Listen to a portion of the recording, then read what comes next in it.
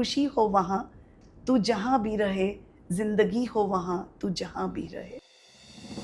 I did my entire schooling in Hindi medium and I did Bhautik Shastra, Rasayan Shastra, Jeev Vigyan, Ank Ganit, Beej Ganit, which people find alien words. And give the power in the hand of the child to self-learn. He comes in the class only for discussion. Who are the fastest to learn, who are the quickest to adapt, and who remain curious the longest are the 21st century learners. Even with AI, what we are doing is at the moment, we are creating consumers of knowledge. If education system has to change, it's not the answers we get, but the questions we ask.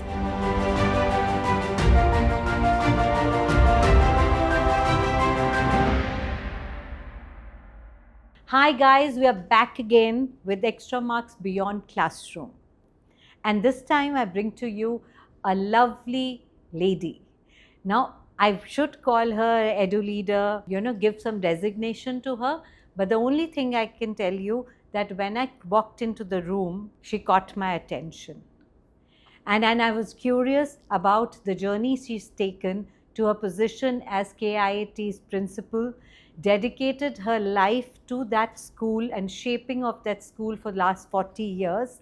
I'm sure with her aura and charisma, there's more to the wonderful edu leader than meets the eye.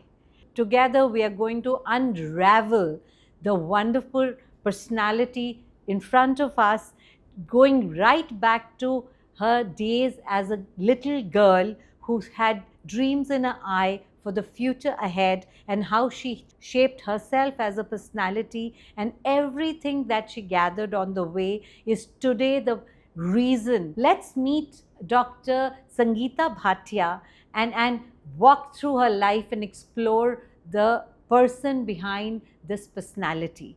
Hi, Sangeeta. Hi, Poonam. Great to be here on this podcast for Extramarks. And pleasure to meet you. Today, I'm not going to talk to you only about Sangeeta as a principal. So, to begin with, let's rewind. Where did you do your schooling? While I was being raised in my nanny's house, I was put in a government school. I did my entire schooling in Hindi medium and I did Bhautik Shastra, Rasayan Shastra, Jeev Vigyan, Ank Ganit, Beej Ganit, which people find alien words in present context. And in present context, that's the pride. And I thought I kind of excelled. My school fostered a lot of confidence in me. I don't think I missed out on any aspect of my upbringing. Whatever I am, I've been shaped by my beautiful teachers who fostered not only confidence, but gave me a very good base of knowledge as well, English included. Yeah. Okay. So when I went to college, my father thought Miranda House was all girls, so a safer haven for girls, because I came from an all-girls school, without realizing in 70s, it was a kind of synonym for hippie culture. Yeah. To fit into that climate coming from us no mean task. And then I realized there were two things which were not kind of giving me the kind of confidence I was seeking. Yeah. One was the way we appeared, and number two, the way we communicated. So these were two dimensions which were a huge challenge for me. So I started watching Doordarshan, which was the only available source of information in 70s. And we had amazing newsreaders. Yeah, I started emulating those newsreaders and I realized I think I know English. All I need is a bit of confidence to shed those inhibitions, and I started speaking in English. So first hurdle was crossed. Then came the second hurdle, how we look like. So one fine day I went to a nearby salon. I got my hair chipped from that plait I used to make and I thought I looked better. And I joined NCC. And once I started giving command from my gut, I realized I had a good voice. While I was doing my chemistry honors, I always dreamt of becoming a scientist. So after doing my master's from Miranda House, I went on to join PhD in chemistry department at Delhi University. I was fortunate to clear the UGC NET exam. I qualified NET, if I remember, in 83, 84. And I was preparing myself to be a scientist. And I managed to do well even in my master's. And I started working at Delhi University. And one fine day, I realized the family needed me in school system. Easier. That was something that lured me. But having joined the school, as I've always been extremely competitive till recently, and I started feeling what children needed. I also, as a child, carried with me what I liked as a student, what I did not like as a student. I tried my best to do away with all such things which I did not like as a student. So you carried that experience of seeing that how children were put down and their confidence compromised, that when you lead a school, you'll make sure they had a voice. And what means did you use to ensure that in your school? Poonam, first thing, whenever we say we are a child-centric school, we were selecting books for our children. What I did, I made a panel of students who would go through the books. Of course, we would shortlist based on the NCRT recommendations, based on the cost and everything. But out of the shortlisted books, the final choice would always be made by students. So what were you teaching by doing that? That to question everything till the rationale comes through? Poonam, I very strongly believe, we are expected to create students who are creators of knowledge. Even with AI, what we are doing is, at the moment, we are creating consumers of knowledge, either in a fragmented manner or even in patterns. We are creating consumers of knowledge. And I think that is where technology comes. You're a user of technology and you would know that. A concept that used to take us, say, 2 days to explain in a class because we were drawing and we were trying to explain it to the child, now takes 10 minutes because you can see it in 3 dimensions as much as you want to. Also, in one of the conferences, I met a young boy around 9 years old. His father was one of the, I think, edutech professional, and I was just sitting. Sometimes kids are sitting like that in a conference. So I said, "What are you doing here?" He said, "My father is here." So I said, "Okay, do you use technology in learning?" So he said, he's given me a little iPad and I learn in that. I said, "What is so special about learning in that?" Do you know what he said? "I can play, pause and rewind what I cannot do with my teacher." So true. Such a magical thing. Absolutely. And give the power in the hand of the child to self-learn. He comes in the class only for discussion, application, activities, and wisdom from the adult in the room. I agree with you, but must I say, there has been a very conscious effort to do away with such mindsets. I would say that, technology is essential. It's going to be not only a way of life, but an essential component of our coexistence with technology. Not only it makes it easy, it makes it a lot more in sync with the need of the hour. Yeah. Above all, as you rightly said, that it not only eases, it also leaves us with a lot more time to pursue our hobbies which we were missing out. Yeah. And that's what makes a personality, right? Why should, the way you said, my pleasure was after the pain. And why shouldn't the exploration of knowledge or upskilling me should be a joy? Absolutely. Right. I have only one adage. If education system has to change, it's not the answers we get, but the questions we ask. Absolutely. The 21st century assessment, as you've rightly said, should not be the answers to questions, but what kind of questions can we ask, and questions that have never been asked. Because we have to create learning pathways in the mind of the child when, the way you're saying, develop an ability to question. He should always be asking why. Until he's satisfied, he should continue asking why.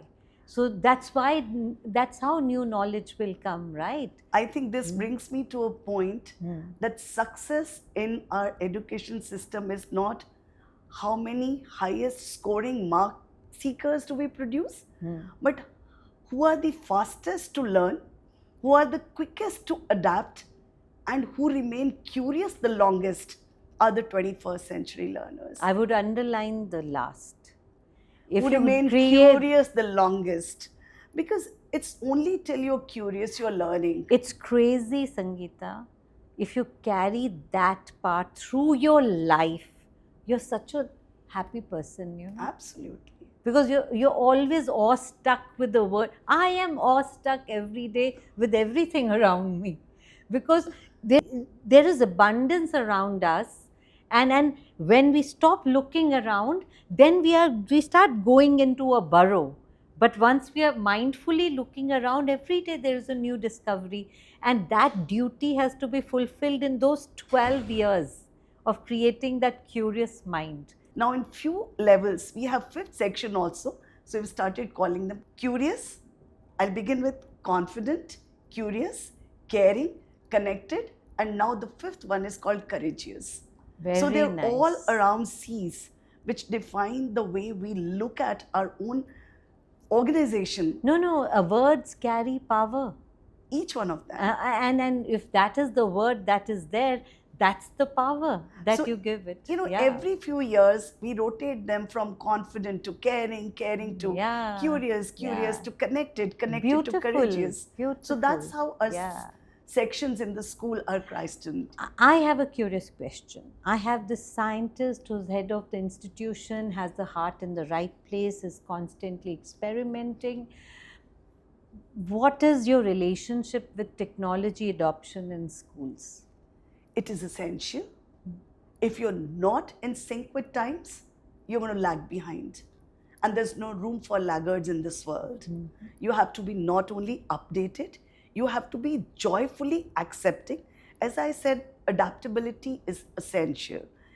Technology is a very generic, big word which creates fear in the minds of adults, curiosity in the minds of young, and in general, fog in most people in education. It's a fog. Because what is your interpretation? What name do you give to technology? Technology would be ChatGPT, technology would be using a phone, technology would be Google, technology would be everything and anything and nothing. Because even if a school has adopted technology, if you really get into conversation with them, they don't have. Because to them, I have a phone, so I have technology. That's not technology. I agree with you, Yeah, Poonam. yeah. You know, the way I look at it is, are we adapting to technology cosmetically? Yeah. Or is it going deep down with the purpose? With the purpose. With the purpose. Yeah. And we have to take that inner calling, how it's easing my life, Yeah. how it's gelling with my sensibilities, Yeah. and how much of its benefit Is going make to an impact on my life Yeah. that makes it more happy, more useful, more worthwhile, and financially viable. Bible. That is where we come. Let's look at it as a school as an investor, an individual as an investor. And I'm using it as a word, investor rather than spender, because investment is for a certain larger impact. Okay. So the first big investments that schools have done in the last 2 decades is the infrastructural change in the classroom, and barely any school is here with the blackboard. Even the government schools in the remotest corners today use an interactive board, boards, yeah. or they use LEDs or whatever. So principle of technology until now was the glamour of the hardware. While I think the soul of technology or power of technology is in its software. I'd like to address this with a small example. Yeah. Since I'm a chemistry teacher or a chemistry learner, I say, you know, we have, let's say, 5 elements, carbon, hydrogen, oxygen, nitrogen. Mhm, Yeah, mhm. the way they're connected, the same elements in same ratio can become elixir of life. If we call them proteins or vitamins, the same set of elements with same number of each element can become poison if they become isocyanide or Yeah, cyanide. yeah, yeah, You know, the yeah, same ones. yeah. It's not what we have or how much we have, but how well we learn to connect, connecting the dots Yeah. in right manner for a right purpose. Like you spoke about hardware and software. That's when I was, visualizing this in my head as a chemistry person. This hardware and software, both are essential. So obviously, And- see, and- the road is essential for the vehicle to move. And But is the road the end product? No, the way but you the said one, purpose. the No? purpose and Huh. at right place in right manner, Yeah, yeah. in right hands, In right hands. and So, in a rightful use of that is what makes all the difference. You can make it elixir of your life, or you can make it a poison for your life. absolutely. Choices. So, but everything evolves, right? Only thing technology gives you efficiency and effectiveness, right? So, without the boards, how else would you write your software, right? But if the software is based on the pedagogical principles, its delivery would be more effective. Absolutely. It's not just time, it is also the purpose, that how effectively it has come. It's like we serve a buffet of information, and to customize and to suit your own palate, Yeah, you yeah. create your own platter. Yeah, yeah. So now instead of going on Google and finding 100 solutions to give to your teacher, you would prefer something where she uses her creativity, but it is anchored on more relevant material which is age appropriate. So to me, schools should stop seeking technology for the sake of technology. They should really take away the fear of technology, keep the purpose very clear that the child should understand better and become a problem solver. Now you're free to use anything, any teaching aid for us to get there, right? And as of I was hearing you, I realized that you have done that in 40 years. So I have 3 quick questions from you. One, I want to know, currently in your school, I know you're using technology. What is your experience or your comments on Extramarks working with you? I'd like to tell you, since 2013, we have been engaged with Extramarks, and team led by Anupriya has been catering to all our needs. It's only during COVID that we switched over to entire school campus with interactive boards. This was question number 1. The question number 2 is, how do you see education space evolving in the next 5 to 10 years? See, education space is going to change big time. Now, teachers will not be replaced by AI, but teachers who use AI will be empowered to make it more meaningful for the learners. And being behind is what's going to leave them behind. The world's going to move. We have to move a little faster to keep pace with it. Yeah. So my next or the last question before I do a rapid fire is your take on the future of assessments in India. As I've already told you, assessment has to be synced with the expected outcomes from the student's perspective, not from the assessor's perspective. Yeah. Extramarks believes that it is more of a learning tool than a testing tool. And we should focus more on the journey than the destination, which is the right answer. Yeah. Let's not seek the right answer, but how we are moving towards the answer. I think the journey should be more important. So long ago when we created the solution, we created a layer called high order thinking skills, the HOTS, because that was a buzzword. But I suggested that it was more like in management, you have case studies. It just makes that whole process so interesting and applicable and intrigues a child into action. So every concept of extra marks across subjects has got 5 to 6 case studies Yes. just kept there, only free for school to be free to use. But over years, now more and more schools I've seen have made it a part of their curriculum.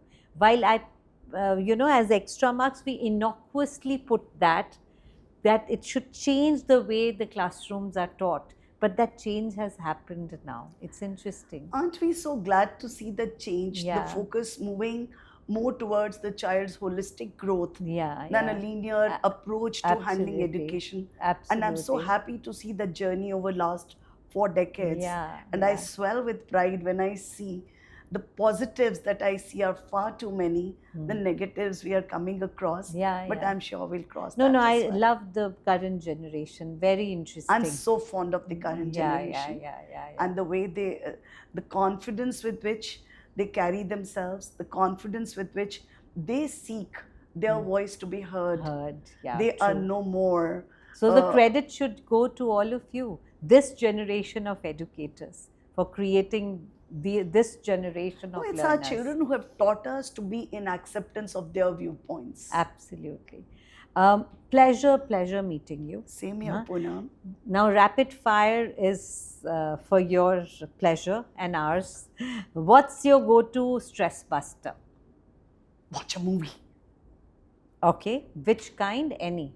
Any kind, but I'm more into comedy. So, your favorite comedy? Badshah. Wah. Okay. Describe your leadership style in one word. Oh, it varies from situation to situation. I can be extremely autocratic to an absolute doormat. Okay. Depends which situation demands which kind of my quality to come out. Wonderful. What quote do you live by?